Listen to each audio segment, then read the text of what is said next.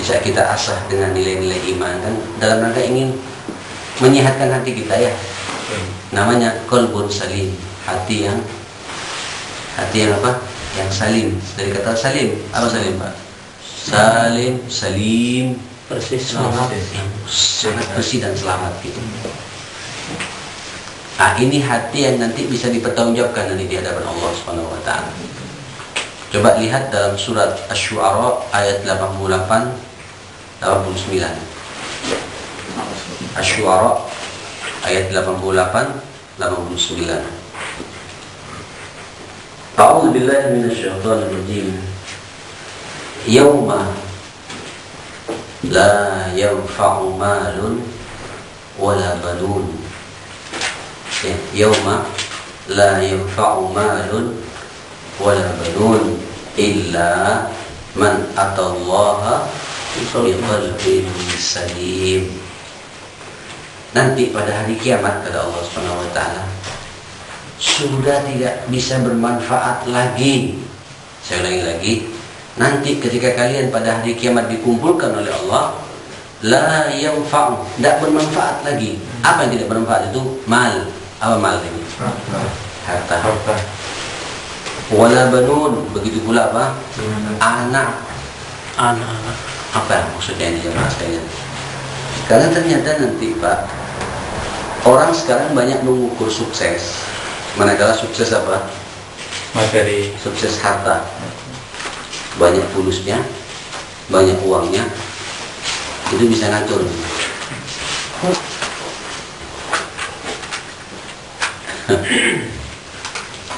Saya kalau melihat fenomena seperti itu di Jawa dan begitu Pak ya. Kalau sudah jadi pengusaha sukses, enak ngatur-ngatur orang. Tinggal tunjuk. Ya, merasa sudah seakan-akan dunia digenggamannya gitu. Dinasihati orang lah. Ya. Selalu pandangannya curiga terus sama orang Pak. Ada orang ngomong sedikit itu merasa tersaingi gitu, dan mencoba untuk mencari kelemahannya orang itu. Pokoknya saya harus the best. Lupa bahwa harta itu apa? Titipan Allah. Titipan dan amanah dari Allah Subhanahu wa taala. Ini nanti pada hari kiamat tidak bermanfaat loh itu. Ya, barangkali mau nyogok malaikat nanti itu Pak. Tolong dong jangan saya mampir kemana? Neraka. Nah, malaikat tidak tahu uangnya Pak. Sokok. Tidak paham gitu. Apa ini gitu, nggak nyambung. Aku nggak butuh ini. Gitu. KTBLC dari siapa pula nggak nyambung udah. Ya, la yanfa'u mal, harta. Nah orang Arab dulu Pak, selain harta ada kebanggaan anak, kebanggaan kepada anak. Makanya diangkat oleh Allah juga wala balun, juga tidak bermanfaat anak yang kebanggakan itu.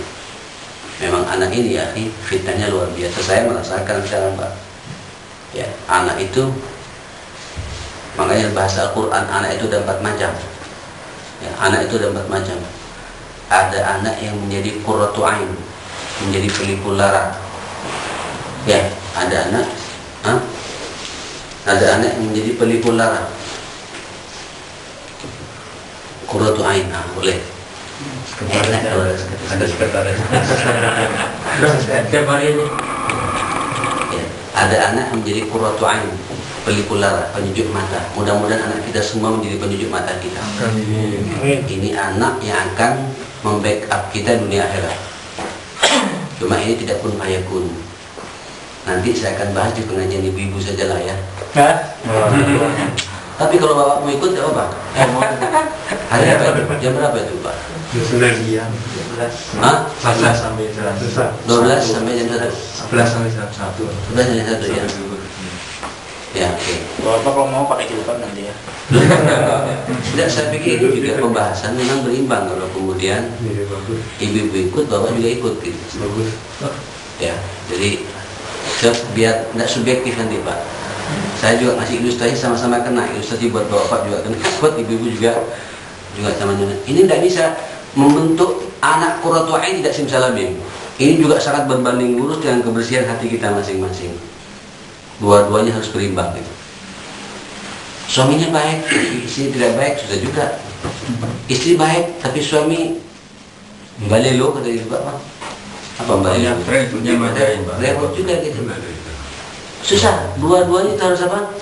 Harus seimbang gitu. Bagaimana sifat suami yang qawwam, sifat istri yang salehah, nanti kita akan bahas masalah ini. Itu sampai terbentuk sebuah anak yang qurratu ain. Qurratu ain ini sampai begitu pentingnya Allah juga memerintahkan kita berdoa secara khusus untuk anak kita. Walladzina yaquluna rabbana hab lana min azwajina wa dzurriyyatina qurrata a'yun waj'alna lil muttaqina imama. Nah, tinggal kita memposisikan sebagai imam, gimana ya apa caranya gitu. Ya, gimana caranya, Pak? Ya. Baik, nanti turun sedikit, Pak. Ada anak menjadi zina, menjadi perhiasan. Anak jadi hiasan. Tahu hiasan, Pak?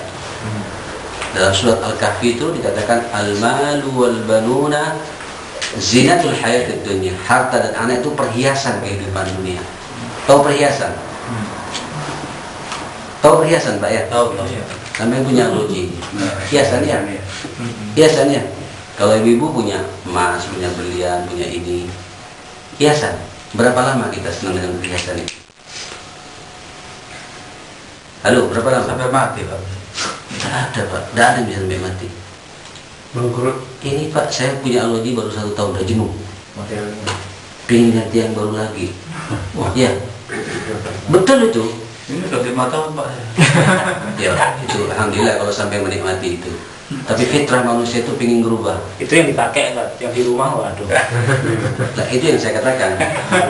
Itu yang saya katakan gitu. Itu yang ingin saya katakan gitu. Bahwa dia tidak cukup dengan satu itu. Dia pengen ada perubahan gitu. Ibu-ibu itu punya gelang. Itu berapa lama pakai? 1 tahun sudah jenuh lagi, pengen berubah lagi gitu.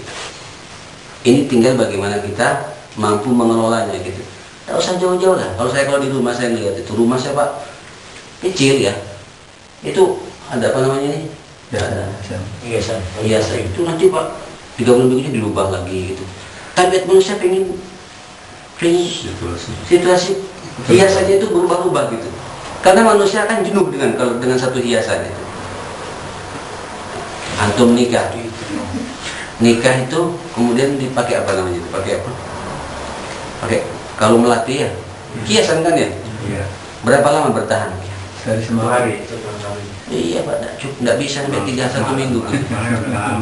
Kalau dibiarkan terus, ini bagus, nanti gatal busuk, keluar binatang kecil hitam. Mewah ini. Artinya harus ganti kembang yang lain lagi gitu. Paham maksud saya gitu ya? Nah anak juga begitu ya, kita ini bukan berarti kemudian disingkirkan, enggak gitu. Kalau anak itu sampai jadi perhiasan, ya apa caranya gitu. Ini perlu setting tersendiri untuk menjadikan anak itu hiasan buat kita gitu.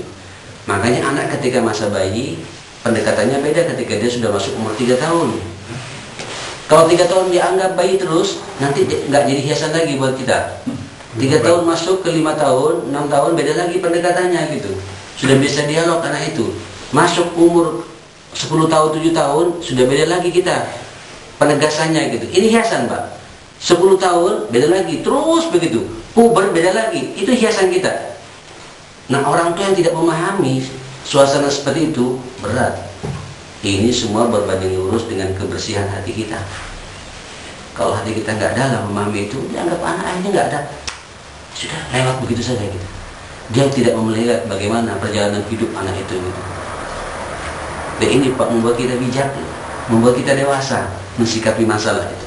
Kalau hati kita bersih, mensikapi setiap tahapan-tahapan yang dimiliki oleh anak-anak kita ya. Pak Doni punya anak kecil ya Pak Doni ya, pantau betul gitu. Nanti umur 3 tahun beda lagi pendekatannya itu. Masuk 5 tahun mau sekolah beda lagi pendekatannya itu. 7 tahun sudah diajari sholat, beda lagi pendekatannya. 10 tahun gimana gitu.